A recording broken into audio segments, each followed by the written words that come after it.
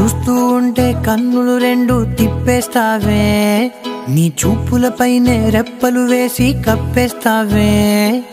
కనిపించని దేవుణ్ణే కన్నార్పక చూస్తావే, కన్నుల ఎదుటే నేనుంటే కాదంటున్నావే. చూపే బంగారు